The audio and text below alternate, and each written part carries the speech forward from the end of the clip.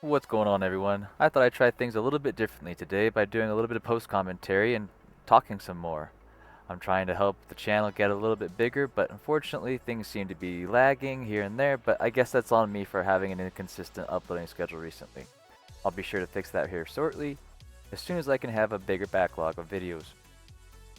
But yeah, today we're going to be doing Dandori battles, and I'm going to be going to platinum these as well as go for the highest score that I think possible.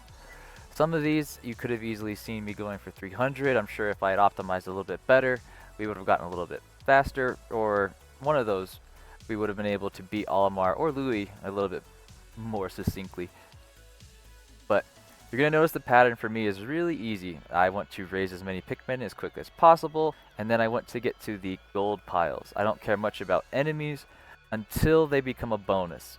At which point, then I kind of work my way around them, or if I can, if, Olimar and Louis will let me, I'll leave them there so that way I can pick them up later, or I'll just leave them there alive because oftentimes what happens is they just go ahead and pick off my corpses. But, yeah. Unfortunately, it's not so simple as that. We do have the, I don't know what you're calling them. I call them the mystery balls. The things that kind of give you a lottery spin. Those things can change things up quite rapidly, as well as the bomb. Fortunately, in the beginning, it's not much of anything, but I think it was for the Shores map, I got bombed maybe 4 or 5 times, sometimes right at the very end, and it was the worst timing ever. And I'm not really sure what value the bomb goes off of, if it's like a set damage value that it removes the Dandorium from your inventory, or if it's based off a percentage. But all I know is there have been multiple occasions where I've lost probably like 200 Dandorium and just kind of blown myself out of the water, just letting, I guess, Moss run it in, because you'll see a lot of times, now that I know that Moss can't be stopped with Pikmin, you have to send in Ochi, or else she just kind of blazes right through everything. However, that also works in your favor, because not only can you have Ochi running a bomb in the same manner, you can also have him just pick off treasures, and the Pikmin can't do anything about it. Of course they'll try to attack and they'll do some damage, but if you have a maxed out Ochi, or even just, a fast enough Ochi, they don't spend much time attacking him. And oftentimes it doesn't make much of a difference even if Ochi dies. He just teleports back to the ship. And it could be a little bit inconveniencing at times, but for the most part, Ochi's kind of just my main hit guy, and you'll know that if it comes to the end of the map, or the last map, there is a lot more play for Ochi just because of how the enemies play off of each other, and you have pink Pikmin rather than having some sort of elemental Pikmin. But yeah, I think it was one of those moments right here where Louis had just noticed that I was going to win by a lot of points, so he just, I don't know, kamikazes Moss into me. But unfortunately, it doesn't seem that Moss is the strongest against, or I'm sorry, the weakest against Ochi.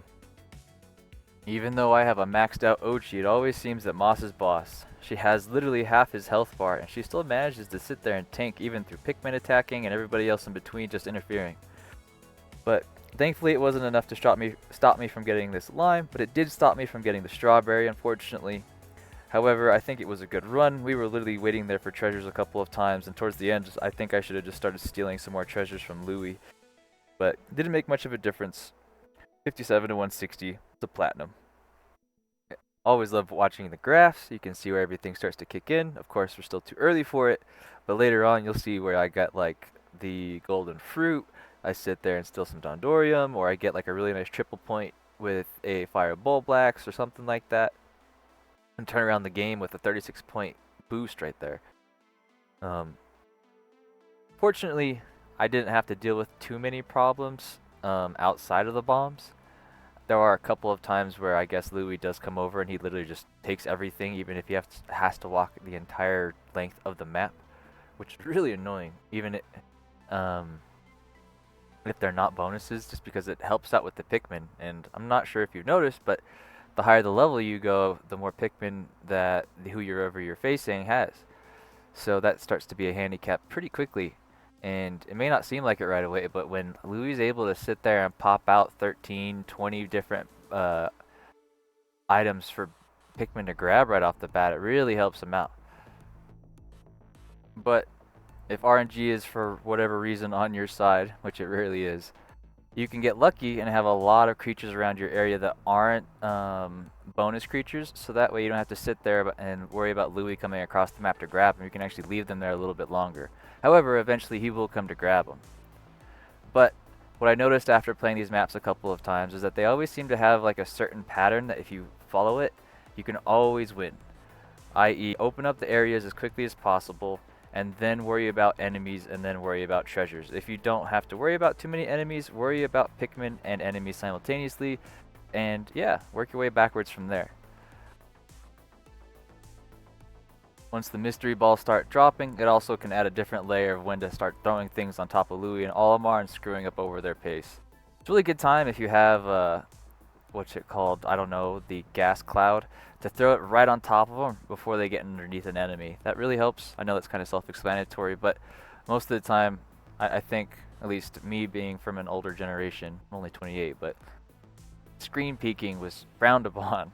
So I try not to look over at Olimar or Louis as often as possible and just let them do their thing, but you'll see towards the end it really helps out when I drop items on them that they just can't really do anything about it, and either A, they get squashed and damaged, which was really helpful. Unfortunately, no knockouts from that.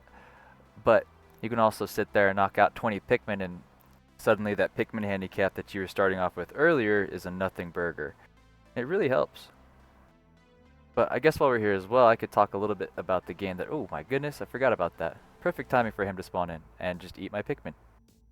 But I was going to say, the auto aim in this game is a nice feature to some degree, but I feel like it's just a tad too sticky. And then also having it start off with motion controls right away was a really big handicap. I didn't even realize that was a thing until, like, I don't know, the second area. Can't remember what it is now, but yeah, that was kind of rough. In some ways, I could see it helping because you could always throw Pikmin behind enemies. In the beginning, it was really nice, but again, if it was too sticky, you couldn't throw off onto another enemy, and I get that you kind of have to lock on and then hit the ZR or ZL again, and then unlock, and then lock onto another thing, and yeah. I wish it was kind of more Dark Souls-y, I guess, in the sense that like I auto-locked onto something, it should stay auto-locked, and then just turn around and auto-lock to the next creature, so on and so forth. That, or if I really wanted to, I should be able to turn it off completely, so that way if I wanted to, I could do motion controls, or just sit there and spam A and not have to worry about what goes where. They did a really good job with the Pikmin AI gluing to items. A little too much, unfortunately, but yeah. Also from the battle mode, I noticed that there was no Dweevil.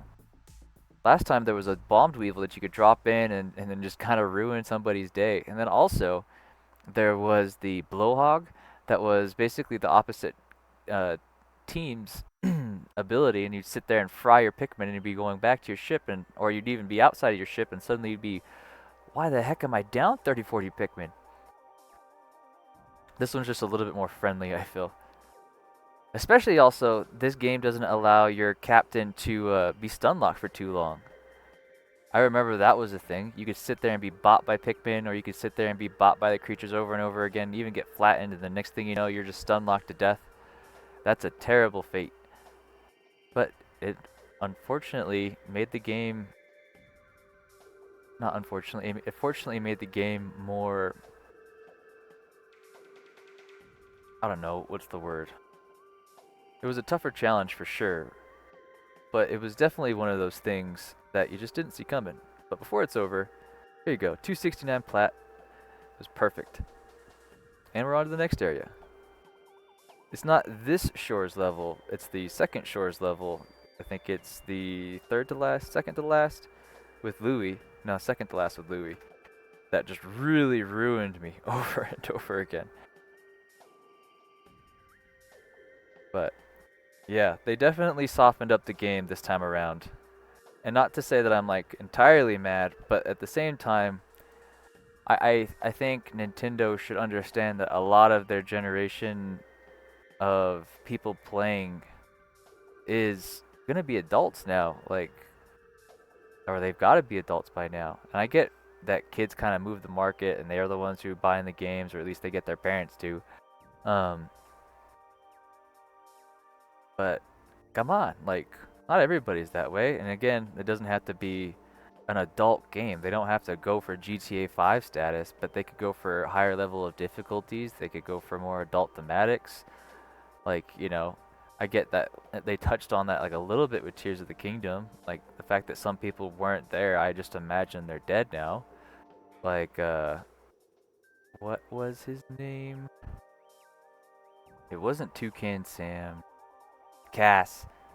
Cass, the accordion playing Rito. That guy. I don't know where he went in this game. Maybe he played enough songs. Maybe that was it. I kind of had like a weird theory that maybe it was like a different timeline, different kind of thing going on like that, and maybe Cass was the other bird, the newspaper one, the one you go around to every stable. I can't remember his name either. Sorry, after a quick look up, his name is Penn. I should have been able to guess that as he was somebody from the newspaper. But yeah, I guess he could always be thrown into some DLC or something like that. But you know, considering Ganondorf was supposed to be so bad and wanted everybody dead, I can only imagine that he could have been a casualty, and that could be something told later on. You never know. Speaking of DLC, I wish Pikmin would get that sort of thing. I know that Breath of the Wild and eventually Tears of the Kingdom, because they're so dang popular, selling selling tens of millions of copies.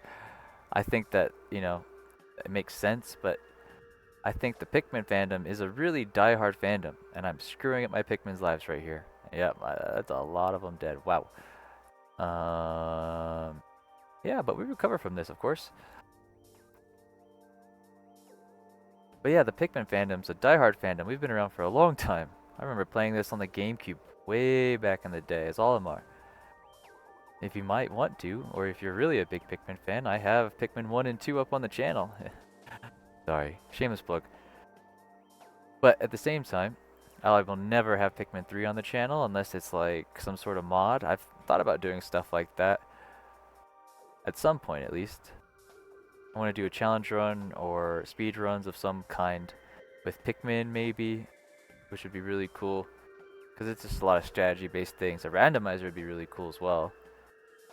But yeah, let me know what you guys think about that. I don't mind trying that out at all.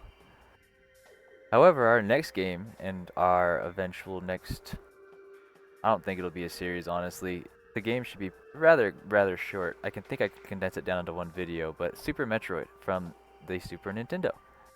It's something that I played a long time ago, and it literally came out the year I was born. I've played it a whole bunch of times, but I haven't played it in a, I don't know, 3-4 year span, which is a good thing. It's always nice to revisit the game because it's fresh, or it keeps you fresh, and it also happens to have one of the best soundtracks I've ever heard from Nintendo. But yeah, one of those things that if you play it too often, or at least if I play it too often, I get too burnt out on it and I have to give myself a break. So I try not to do that too often. Unfortunately, with the channel, I've been doing that. I've been cranking out a whole bunch of recordings and then editing as I can. I also acknowledge that if I really want this channel to be anything other than like a sideshow Bob thing, I'm going to have to put more effort consistently. And I understand if you guys want something different, I'll do my best to do that. But for now, I'm just going to keep doing what I think is best. And yeah, I might even do the thing where I start putting just 2 different games out on the weekends and that sort of thing, and giving you something better. Or like I said, I might try to stick to daily uploads with something that I can push out at a higher level rather than just being like, here's this, that, the other thing, and then moving on and just being like, I hit the daily count. But yeah, I also noticed a lot of you guys liked my more, I guess, laid back videos. Some of them I talked in, like with the Shadow of the Colossus video and with the Colton's location video. Those kind of things really like to pop off. And I guess I can start trying to do things more cinematic with the games. I know I like to focus more on the playthrough, walkthrough aspect of things, but it's pretty simple to blend the two together as long as I can have like a right vibe. With Colton, I felt like it was just the perfect match because he had already built up a story himself in the game, and since we all knew that, it was one of those things of just kind of like adding this sense of longing and, not really abandonment. Like he reached his dreams. It was nothing terrible, but, it was like saying goodbye to a friend. So that sort of thing can hurt a lot, or it could hurt nothing, and you didn't really care much about Colton. That's on you too. It's not a big deal. But I thought he was pretty cool, a little quirky, uh, and unfortunately, his brother just kind of was like, whatever, here's the fabric, that sort of thing, and didn't say much else about it. Uh, but I guess he was nice enough to also move the cart, which is the thing I don't know if most people knew about, but after you finish Colton's quest line, you can find his cart on the top of Satori Mountain, which is really nice. And the comments underneath the videos have also been really nice. I appreciate you guys giving me the support. It's nice to know that you guys are watching the videos and liking them. Quick tangent. This map I really hated simply for the fact that I just decided not to take out the water geysers right away. Whose idea that was, I don't know. But because of that, I kind of drowned, weirdly, I drowned a lot of Pikmin above ground. And unfortunately, could have done this a lot better the first couple times around, but thankfully, I don't know, luck of the draw with the timing of getting the Pikmin through. I didn't have to worry about it too much, and yeah, I still lose a few, unfortunately. But when you come down to these challenges, I can't focus too much on trying to save numbers because it doesn't really matter, I don't think. At the end of the day, I don't know if those added to your death count. It'd be good to know, honestly, but since I don't think they did, it was one of those things that is just like, lambs to the slaughter, cannon fodder kind of thing.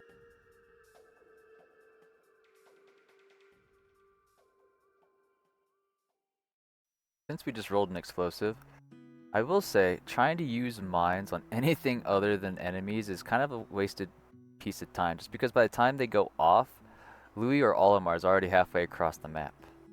With the tracking mines, you can get a little bit more lucky if you find a time when Louis or Olimar are standing still to fight something, because that's usually I'm sorry, they stand still to fight stuff, and so that usually works in your favor. You can sit there and turn around, drop a mine on them or something like that, and get a lucky kill. Or dozen from the Pikmin, or on the Pikmin. But, yeah, unfortunately, the more I seem to do this, the more I seem to be getting jacked. So, I eventually just learned from his strats, and started using his own tactics against him at the end of the, not this level, but the end and the final map. I think it's actually called like the final something. But it basically came down to me is how much can I punk this guy, because he basically is sitting there trying to punk off my stuff. And yeah, I get that it's AI, but it's cheesy. He has all these items right over here by his base, and he just ignores it and goes straight for my stuff. Every time. I also noticed if you ended up getting the sneaky bomb or the stealth bomb, whatever, the sneak bomb, into whomever's ship, they turn around and they start playing at a higher level all of a sudden. They don't mind being a little bit more aggressive. They don't mind stealing things more confrontationally, and they will sit there and run back to their ship and start attacking you relentlessly. They have no problems with that, and I get that. It's a really good AI, but at the same time, it's one of those things that they didn't seem to try so hard when they were being told the sneak bomb was going into their ship. So you wonder if there's some sort of trigger for the AI to get, like, I don't know, maybe if you get a sneak bomb like right now, they suddenly just gain an extra flame and they get that extra level of difficulty. But now that I noticed the Pikmin underneath the ship, I forgot there is another tactic that was really useful throughout this whole thing, and it works out if you want to try out something different. But if you have the time, run by your enemy's ship and throw some of your own Pikmin underneath. probably like a good dozen of them. It'll be enough to mess up Moss, it'll be enough to steal an item, or even slow them down enough that they, you could sit there and steal it if you really wanted the item, or even just be interfering the entire time so that way they can't do much, or at least as much as they would like to. I don't know if it was because of the stealth bomb or what, but it apparently seemed that Olimar decided to start going kind of nutso with the Bullblaxes over on the side. He got really lucky that he had a stun, but it didn't change the fact that, he literally ticked off everything on that side of the map trying to grab the last little bits of gold. But hey, kudos to him and his haywire AI. Going back to the challenge runs from earlier, I almost wonder if it would be possible to do this with just you and Ochi. Probably not, unless, like, you're not getting bogged down all the time by carrying things back and you focus more on fighting. I guess another way you could do that is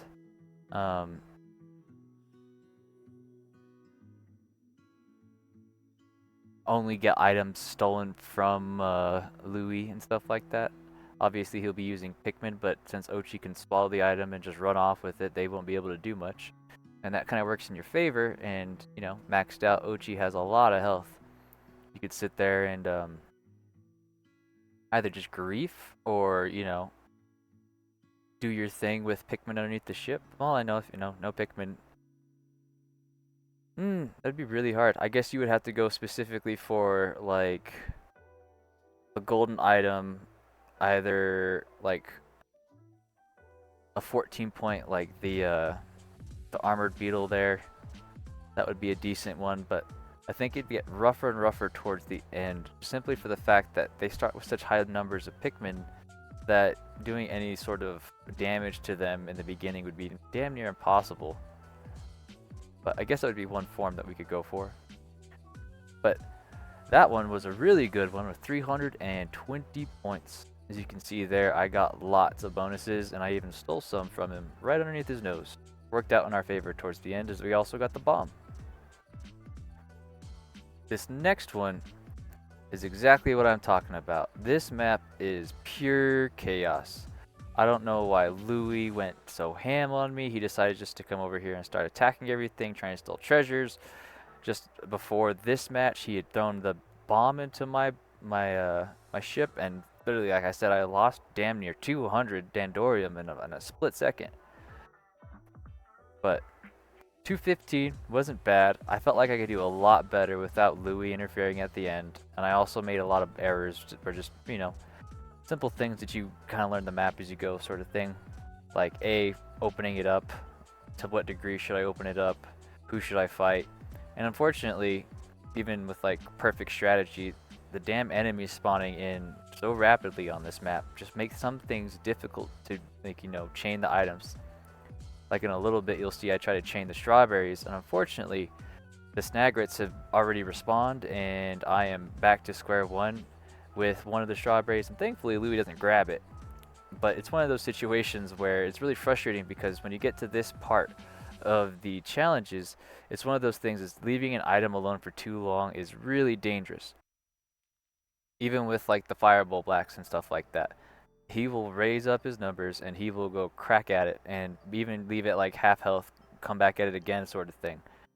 If you're lucky, he does the half health and you can go and kill it really quickly, but if it's one of those things that it's still behind the snagrets or you have too many treasures over there, he's more focused on getting his numbers up. But like I said earlier, it's always best to use Ochi to start yoinking items.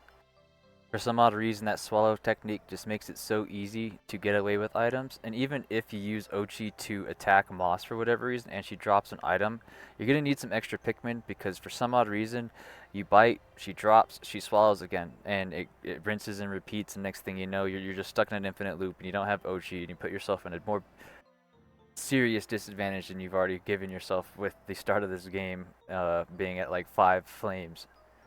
But you'll see here, fortunately, very soon that the snagret babies, or the baby snagrets, whatever, they land up becoming a bonus item. So not only do I go after them, Louis also goes after them. So it helps keep things clean for quite a while. Sorry, always jumping around. But one of those things that I wish Pikmin had done this time around was add bingo. Heck, it doesn't have to be like a lockout serious bingo, but that would have been really nice. let alone just having online features, you know, that would have been really nice. My old man plays this game. I would have played it with him, but unfortunately they decided not to do that. So it's one of those things that, you know, you have to have somebody here in the room, and I get that it works that way, but why not both? ¿Por qué no los dos? You know? For crying out loud. There's a whole crew out there that's literally doing Mario Odyssey hide and seek, and that stuff bangs. Like millions of views. And you're sitting here telling me that like Nintendo's not capitalizing on that for some reason? You know? Heck, if they would do mod support or just do some sort of something like that on the store, almost like Steam does, that would go really far. Like, no joke. There's so many people that have ideas, and I get Nintendo has their own thing and they want to do their stuff, but heck, I'm sure that they wouldn't mind that, like, you know, hey, I'm going to do a game like this. Not that you have to, like, ask for permission or anything, or even just a mod, but just be like, hey, I did this, and as long as it's free, we're fine. But fortunately, it's one of those things that Nintendo seems to do what they want for money, and everything else is second. Which, to a degree, I understand. It's a business at the end of the day, as Moss steals that, the golden sniffer. Right, the golden sniffer from me. But yeah, they could easily do something like that, considering how much of a community the Nintendo is, you know? For crying out loud, people put games on YouTube, and just about everybody gets views, or at least people stop in to be like, how'd you do? I know a lot of my videos, that's how they kind of do. I know that they're also very long, but I'll sit there and get about 10 to 15 minutes of people watching, and I'm sure that they're going through being like, alright, how'd you do this part? What'd you say about this part? And yeah, I just feel like it's one of those things that if Nintendo could find a way to support that, it'd be really, really cool. And it would also go really, really far for them. Like, I won't get too far into it, but like even like the Smash community, like canceling the tournaments and doing things like that. Who was it? It wasn't just Point Crow, right? But I think Point Crow was like the main one who had like a lot of his videos from Breath of the Wild just gone. It's really unfortunate, you know? Even one of those things where they could have just asked him to take him down, but no, they just smacked him with a strike. Rough stuff. Ooh, another game mode would be team battles. Since there's 9 different colors of Pikmin, you could sit there and just have everybody fight things that aren't like, you know, fire-based, or even just have the enemies around their base be like that. But yeah, here we go, guys. After very much struggling with this map and the last map for a while, we finally defeated Louis, and you get to hear a live reaction of how frustrated I was by dealing with the damn bomb over and over again. Yeah, that bomb literally undid the golden sniffer that he got. For some odd reason, I lose almost all my damn points, but he only loses 20 points? A third? I don't know. It's always some insignificant number. And here we go. I hope you guys have enjoyed everything so far. I know this is a lot different than what I usually do, but I hope it works to your tastes, and if it does, I will definitely try something like this again in the future.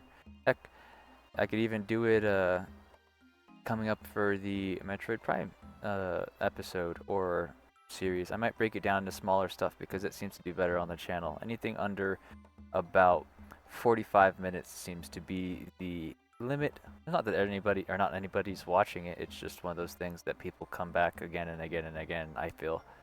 So it's one of those things that I will do my best to shorten them up for everybody, so that way they are more punctual, and that way if you need to, you can live your life. I know a lot of people are also going to be going back to school here pretty soon, so that'll be a thing that I will try to help you guys out with by having shorter, maybe even more often videos if that becomes the case. But yeah.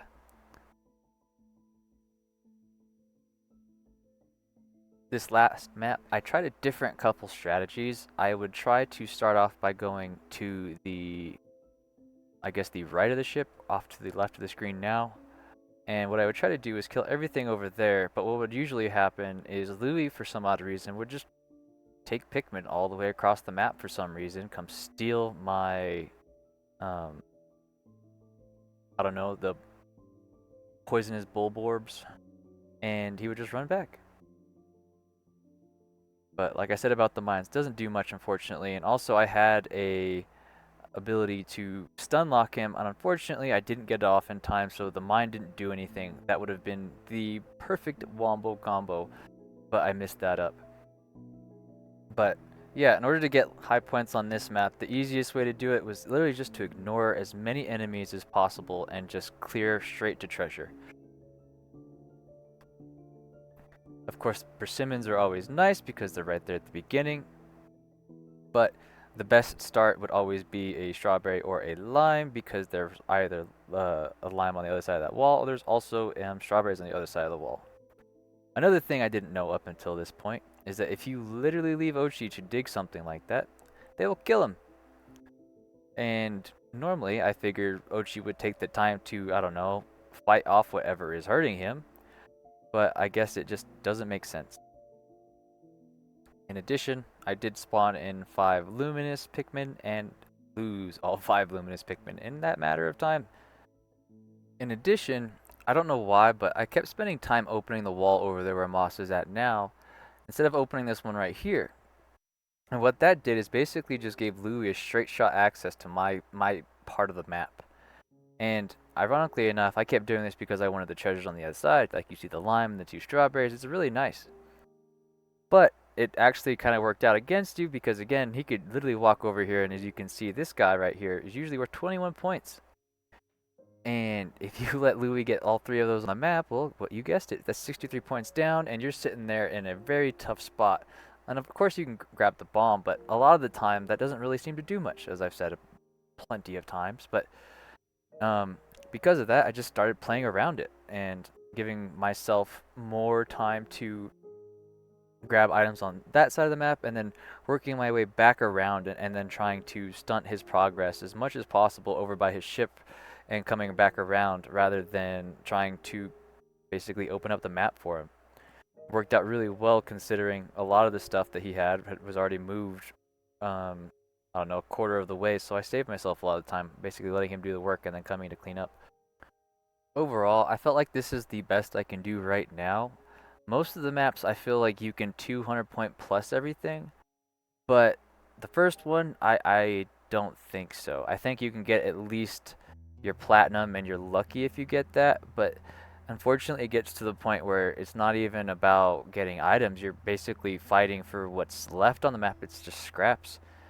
And as you can see here, having enough on the map to be grabbing over and over and over again has enough time to keep Louie off your back, as well as giving you enough time to grab things that are obviously worth a lot more money. I know the day long legs in the middle would be really opportune to kill because it's something I'm imagining would give you a decent treasure.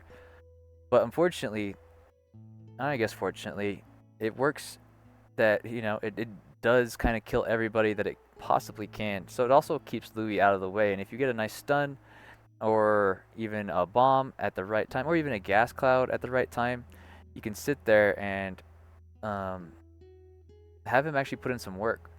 Not that he doesn't do it most of the time, but you know, those feet got to stomp on him, and flying Pikmin are rather easy to just finagle around their way, or finagle.